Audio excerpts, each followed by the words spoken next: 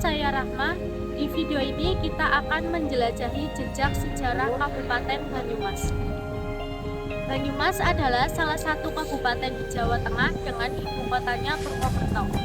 Kabupaten yang memiliki luas 1.328 km persegi ini terbagi menjadi 27 kecamatan, 30 kelurahan, dan 301 desa. Secara geografis, Kabupaten Banyumas berbatasan dengan 5 kabupaten, Brebes di sisi utara, Balingga, Banjarnegara, Kebumen di sisi timur, dan Cilacap di sisi barat. Banyumas juga salah satu daerah yang memiliki gunung tertinggi di Jawa Tengah, yaitu Gunung Slamet, yang juga menjadi salah satu andalan wisata karena pesona alamnya yang indah. Di samping destinasi wisata yang wajib kita kunjungi, Banyumas juga memiliki kisah sejarah yang wajib juga kita ketahui. Sejarah Banyumas adalah cerita yang sangat panjang untuk diceritakan, namun sangat menarik untuk kita telisik. Sejarah Banyumas tidak lepas dari sejarah Raden Djoko Kaimán. Menurut Babad Banyumas, wilayah Banyumas sebelumnya termasuk bagian dari wilayah Wirasaba, sekarang Purbalingga. Raden Djoko Kaimán adalah putra Arya Banyaksastra dari Pasir Luhur. Sebelum masa kepemimpinan Raden Djoko Kaimán, terjadi kesalahpahaman dalam lingkup pemerintahan.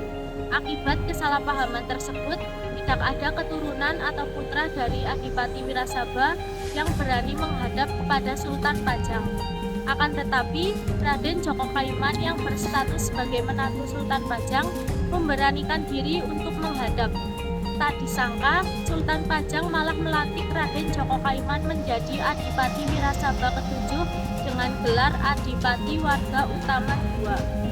Raden Djoko Kaimán juga dikenal dengan sebutan Adipati Merapat, karena setelah dilantik menjadi pemimpin, beliau membagi wilayahnya menjadi 4, yaitu 1. Wirasaba atau Purbalingga diberikan kepada Kiai Ngabehi Warga Wijaya. 2. Merden atau Cilacap diberikan kepada Kiai Ngabehi Wirakusuma.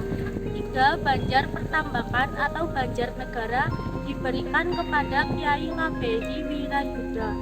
4. Kejawar atau Banyumas dipimpin oleh beliau sendiri atau Warga Utama II. Raden Djoko Kaimán dilantik oleh Sultan Pajang pada tanggal 22 Februari 1571, sehingga pada tanggal tersebut diperingati sebagai Hari Jadi Kabupaten Banyumas. Kabupaten Banyumas juga menyimpan berjuta cerita perjuangan di dalam masa penjajahan. Ketika semangat kemerdekaan merasuk, putra-putri Banyumas bangkit. Mereka berjuang dengan gagah berani untuk kemerdekaan dan martabat bangsa.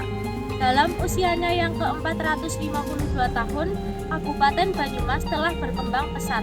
Infrastruktur modern, pendidikan, dan ekonomi yang berkembang membawa daerah ini ke era baru yang penuh potensi. Kini Banyumas melangkah sebagai simbol kemajuan dan harapan. Namun bukan hanya sejarah yang membentuk Banyumas, tapi juga jiwa masyarakatnya yang penuh kearifan dan keberagaman. Dari wisata alam hingga tradisi adat yang masih dijaga, Banyumas menyatukan masa lalu dan masa kini dalam harmoni yang indah. Saya Rahma, sampai jumpa lagi di video selanjutnya. Salam budaya, salam lestari. Wassalamualaikum warahmatullahi wabarakatuh.